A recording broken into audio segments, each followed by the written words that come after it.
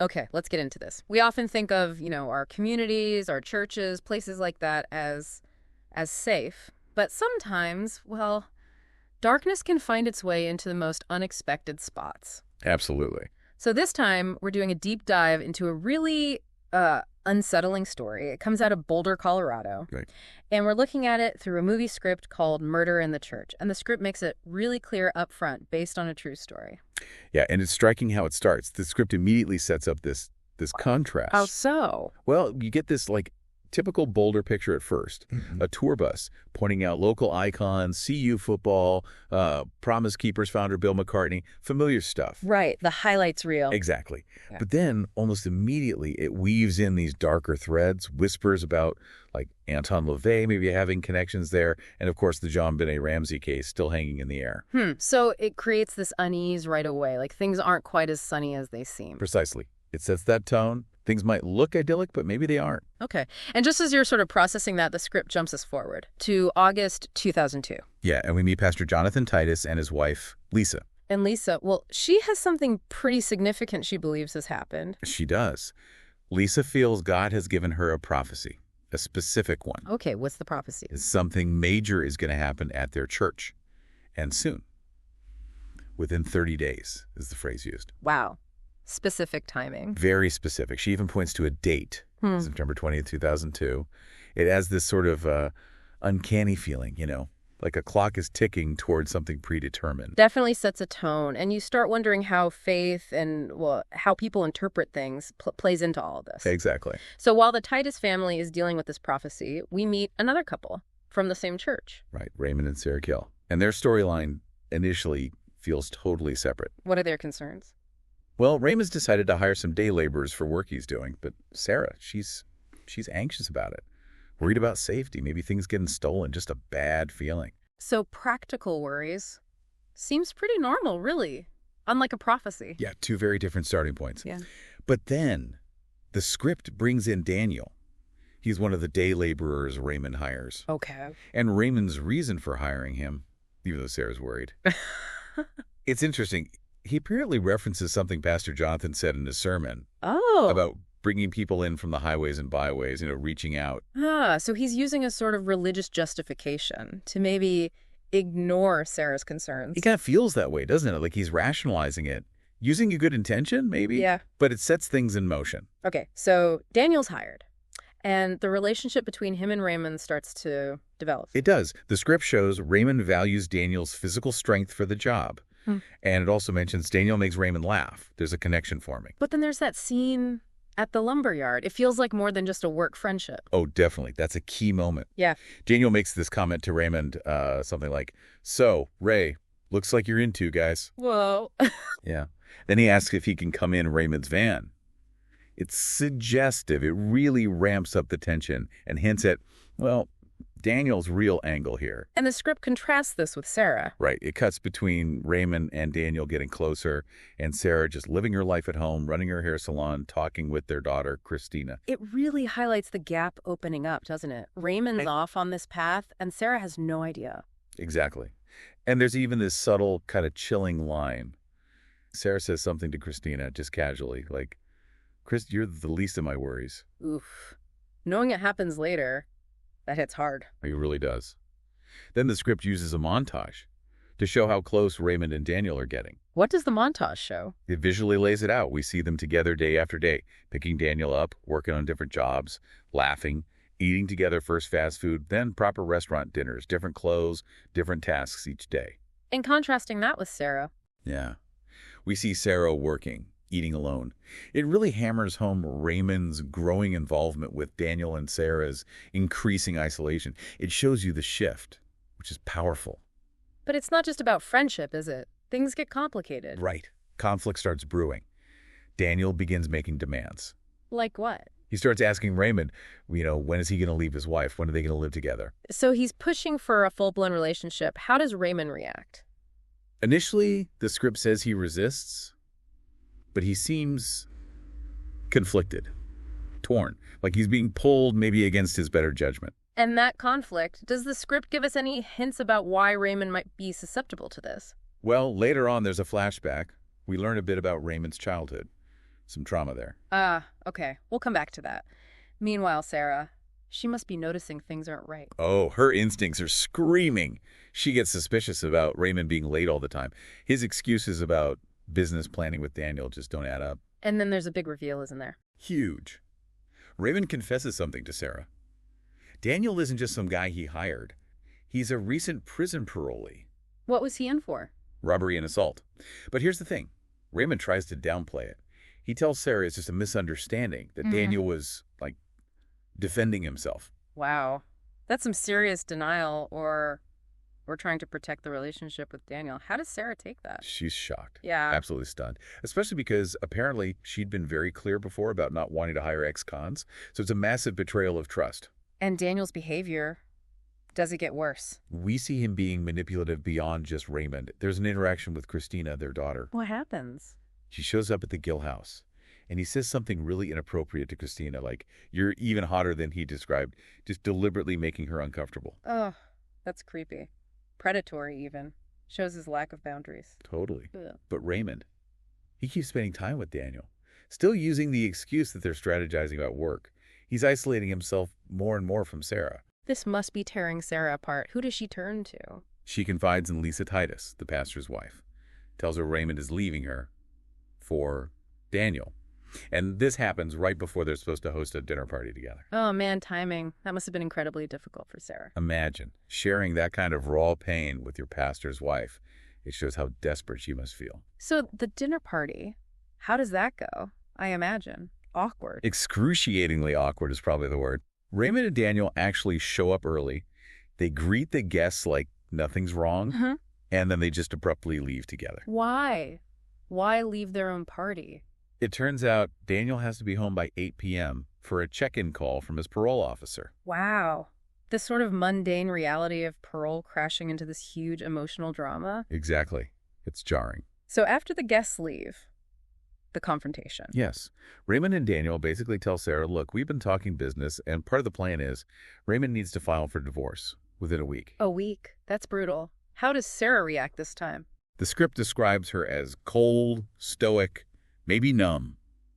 It seems to throw Raymond off. But he still seems attached. Yeah, as he's leaving, he actually kisses Sarah goodbye, which immediately sets Daniel off. Daniel gets angry. Furious. Accuses Raymond of giving Sarah false hope. It really shows Daniel's possessiveness, his need for control over Raymond. Okay, now let's go back to that childhood trauma you mentioned. What does the script show us? There's a flashback. We see Raymond as a kid with his father, Harold. And Harold is abusive, seems alcoholic, calls Raymond Stu, and implies he's stupid, just belittling him constantly. So that potentially sheds light on Raymond's vulnerabilities now, maybe a need for approval, even if it comes from someone like Daniel. It certainly suggests that. Yeah. That maybe his past makes him more susceptible to manipulation. Or maybe he's seeking a validation he never got.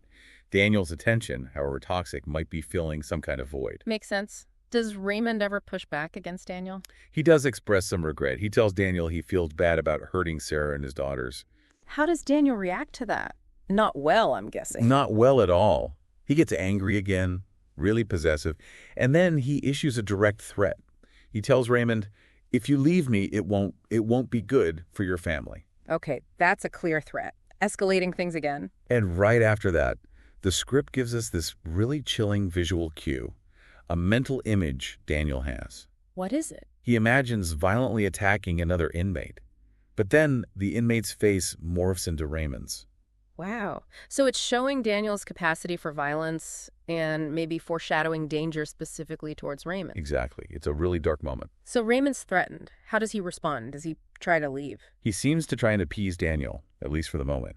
He agrees to wait before telling his daughters about the divorce. He figures Sarah will probably tell Christy anyway. And does she? Yes. Sarah tells Christina that her dad is leaving her for Daniel. How does Christina react? She completely refuses to believe it, vehemently denies it, and she's angry. She vows she's going to confront Daniel herself. Understandable reaction. What about the church leaders?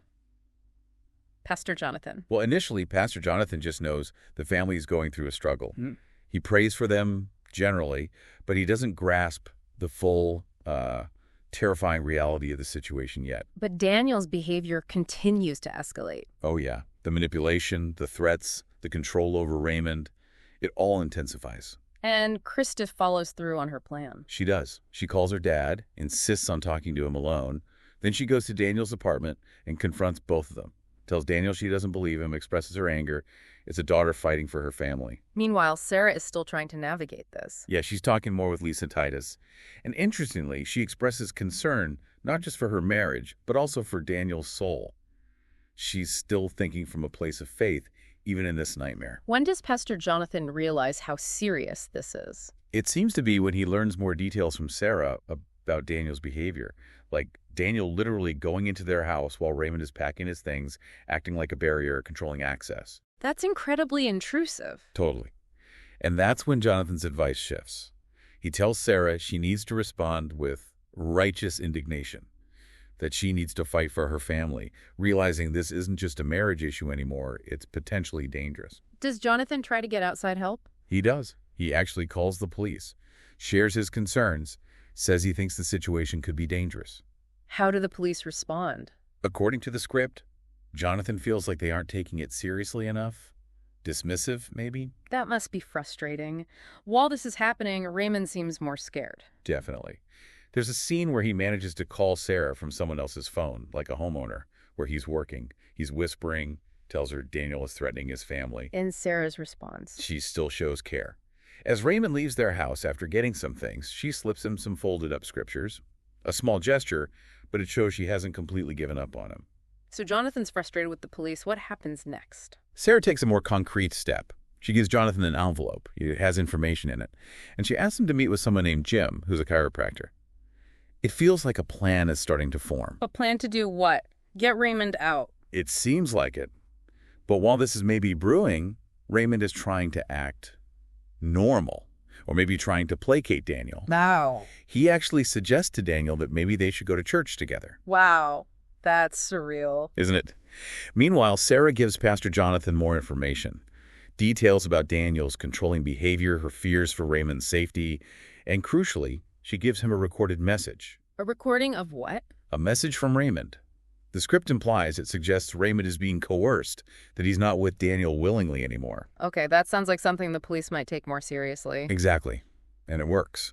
Armed with this recording, Jonathan calls the police again. This time he's forceful. Demands help, mentions Sarah has even gotten a restraining order by this point. Finally, action. Yes. An officer, Jay Seaver, takes it seriously. He starts to develop a plan with Jonathan and Sarah. What's the plan? They arrange for a police welfare check at Daniel's apartment. Okay, and how does that go? The police arrive, they speak to Raymond, and crucially, Raymond confirms it. He wants to leave. So he gets out? He does. He leaves Daniel's apartment and goes straight to the church. Sarah and Jonathan are there waiting for him. The script says he's just overcome with shame, with remorse. What happens to Daniel? He's arrested.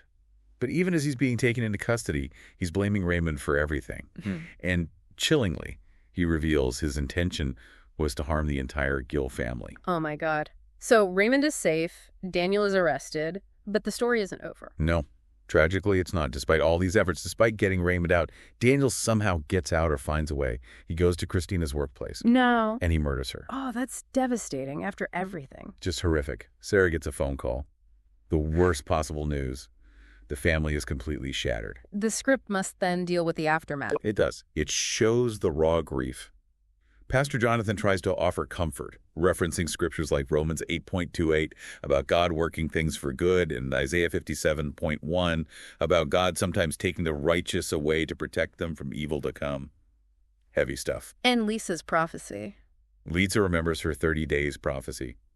And she realizes with horror that Christina's murder happened on September 20th, the exact date she felt God gave her. Unbelievable. What about Raymond? How does he cope? Eventually, he stands up in front of the church congregation. He confesses everything, the affair with Daniel, the coercion he felt under, but he also takes responsibility for his actions and ultimately for his daughter's death. How does the congregation react to that? Initial shock, understandably, but the script shows that eventually they embrace him, offer support. And Daniel's fate? He goes on trial. He's found guilty of first-degree murder, sentenced to life in prison, no chance of parole. But even in court, he apparently continues to taunt Raymond.